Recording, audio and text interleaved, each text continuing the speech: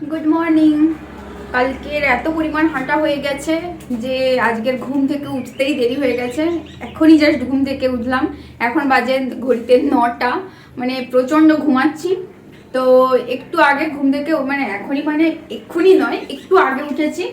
উঠে এই যে দুধটাকে গরম করতে বসিয়ে দিয়েছি। আর আজকের আমার বরের জন্য বানাবো পোহা, খেয়ে দিয়ে কাজে যাবে। তো এখন ঝটপট করে কাটাকুটি করে ফেলি, তারপরে কথা হচ্ছে। পোহাটা কিন্তু রেডি হয়ে গেছে, ওকে খেতে দিয়ে দিয়েছি। আর এটা কিন্তু আমার জন্য রেখেছি। তো এখন সকালের ব্রেকফাস্ট করছি পোহা। অনেক দিন পরে পোহা হচ্ছে। কারি পাতা দিয়ে। অন্যান্য দিন কি হয়, কারি পাতা দিই না, কিন্তু এর আগের দিন আমার একটা বান্ধবী আমাকে কারি পাতা দিয়েছিল। ঘুরতে গিয়েছিলাম, মানে এখানেই ক্যাম্পাসের ভিতরেই ওয়াকিং করতে গিয়েছিলাম। তো সেখান থেকে কারি পাতাটা নিয়ে এসেছিলাম, সেটা দিয়ে আজকে পোহা বানালাম। আর আজকে প্রচণ্ড ব্যথা, মানে চলতেই পারছি না। এত কষ্ট হচ্ছে বলার কথা নয়। জানি না কি রান্না করবো বা কি করবো। তো ঘুম থেকে উঠতেই তো দেরি করেছি অলরেডি। আর আজকে আমার বরকে, মানে তার একজন বন্ধু, ছুটি ছিল না, তার একজন বন্ধু বলছে যে তোকে আসতে হবে না কালকে, এত কষ্ট করছিস যখন, তোকে আসতে হবে না, সকালে দুপুরবেলায় আসবি। তো সেই জন্য এই যে দুপুরবেলা মানে এই একটু আগে খেয়ে দিয়ে গেল ও। এইটাই আর কি। তো খেয়ে নিই, পরে কথা হচ্ছে। আজকের বানাবো এঁচোড়, তো তাই জন্য এই যে আলু কেটে ফেলেছি আর এই পাশে এঁচোড়টাকে কেটে ফেলেছি। তো এবার সুন্দরভাবে আজকের এঁচোড়ের তরকারি বানাবো, একদম চিকেনের মতন করে।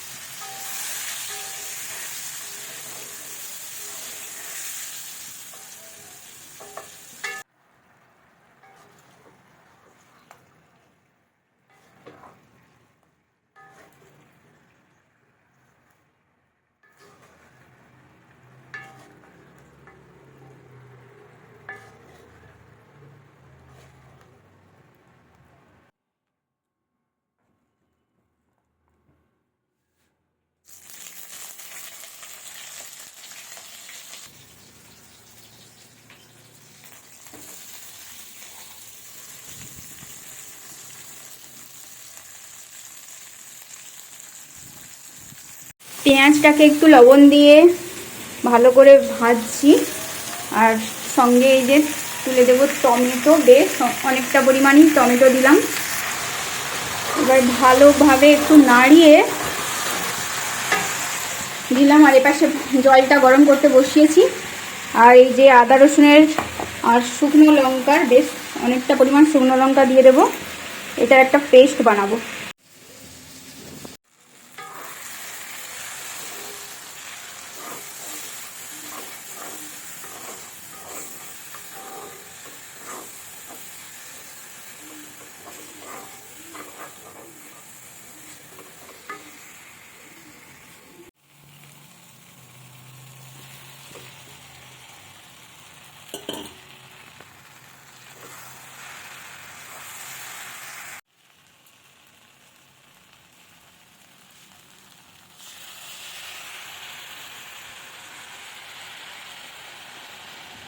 এটা হচ্ছে এঁচোড়ের তরকারিটা।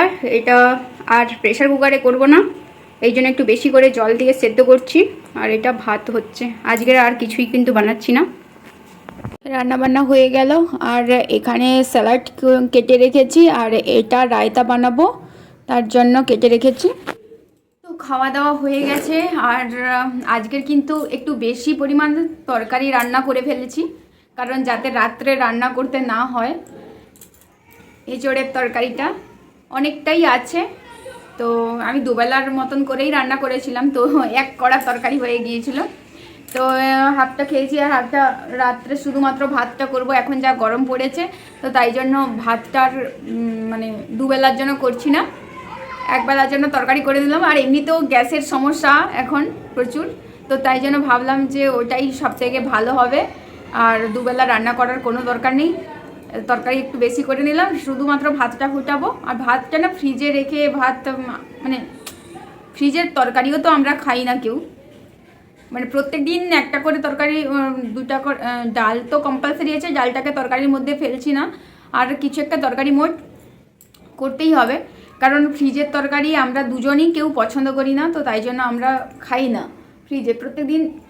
এবার হ্যাঁ হয় না অনেক সময়, যেমন চিকেনটা হলে এখন তো যেহেতু বিকেলের মানে দুপুরবেলার দিকে চিকেন আনে, তো তাই জন্য রাত্রে চিকেন বানাই, ফ্রিজ যেহেতু আছে ম্যারিনেট করে রেখে দিই, তারপরে রাত্রে চিকেন বানাই। কিন্তু রাত্রে দুজনে মিলে এতটা খেতে পারি না, তো তাই জন্য একটু থেকে যায়, পরের দিন সকালবেলা আমার বর খায়।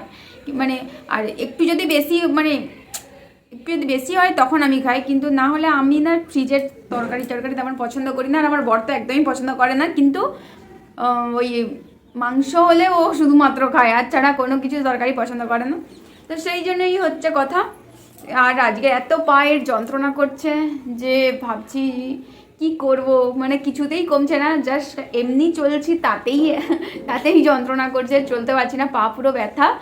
তো কোনো মানে এতদিন তো খালি পায়ে চলার অভ্যাস নেই, তো এতটা খালি পায়ে চলা হয়েছে, তো সেটার জন্য হয়তো ব্যথা করছে। আমার বরেরও ব্যথা, কিন্তু তার অতটা ব্যথা নেই, মানে অতটা ব্যথা নয় তার, কারণ সে তবুও হয়তো চলার প্র্যাকটিস আছে, কিন্তু আমার তো একদমই খালি পায়ে চলা অভ্যাস নেই। আর এতটা চলেছি, তো সেই জন্য আমার প্রচণ্ড ব্যথা লাগছে, তো শরীর প্রচণ্ড খারাপ, যেন মনে হচ্ছে শুয়ে থাকি বসে থাকি, পায়ে মানে হাঁটু ফাঁটু সমস্ত কিছু ব্যথা। তো কী আর করবো এখন, তাই ভাবলাম যে এখন একটু ঘুমাই। আর আজকে তো প্রচণ্ড ঘুমাচ্ছি, সকালবেলা উঠতেই অনেকটা দেরি হয়ে গেছে, তারপরে আবার এখন রান্নাবান্না করে ফেলেছি, এখন আবার ঘুমাবো। আর আজকে কিন্তু বিকালবেলা আর কোথাও যাচ্ছি না, বাবারে পা যা ব্যথা, আমি এখানে রান্নাঘরে যাচ্ছি বা সেই রুমে যাচ্ছি বা কিছু হয়তো জামা কাপড় টাপড় তুলতে যাচ্ছি, তাতেই এত ব্যথা। তো তাই জন্য ভাবছি ওই যে পুজো দিতে যাওয়ার জামাগুলোও আমি এখনও পর্যন্ত ধুইনি, আমি ভাবছি ওটা কাল পরশুকে ধুবো, আর আজকে ধোয়ার কোনো দরকার নেই। এত প্রচণ্ড ব্যথা, মানে বসতেই পারছি না, যে একটু করে বসবো সেরকম করেও বসতে পারছি না, এতটাই ব্যথা। তো আজকের বিকালবেলায় দিদাদের সঙ্গে ঘুরতে যাওয়াও বন্ধ, কারণ আমি পারবো না।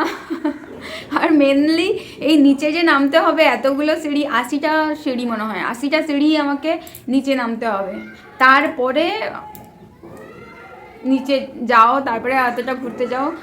ঘোরা হতো না, কিন্তু এখন আবার অনেকটাই যাওয়া হয় ওয়াকিং করতে, আগে যেতামই না কোথাও, আর এখন যে দিদাদের পাল্লায় পড়ে এখন অনেক দূর ওয়াকিং করতে যাওয়া হয়, অনেকটা দূর মানে নিয়ে যায়, যে এপাশ দিয়েও রাস্তা আছে, আমাকে অনেক কিছু রাস্তা দেখায়, তো এমনিতে ভালো লাগে, কিন্তু যেহেতু পা ব্যথা এতে আমি চলতে পারবো না, সেই জন্য আজকে যাবো না। তো আজকে ভিডিওটা এখানেই শেষ করে দিচ্ছি, আর কি বলবো, আর সমস্ত কিছুই তো হয়ে গেল, আর কি বলবো না বলবো কিছু বুঝতে পারছি না। তো আজকে ভিডিও এখানেই শেষ করছি, দেখা হচ্ছে নেক্সট ভিডিওতে, টাটা।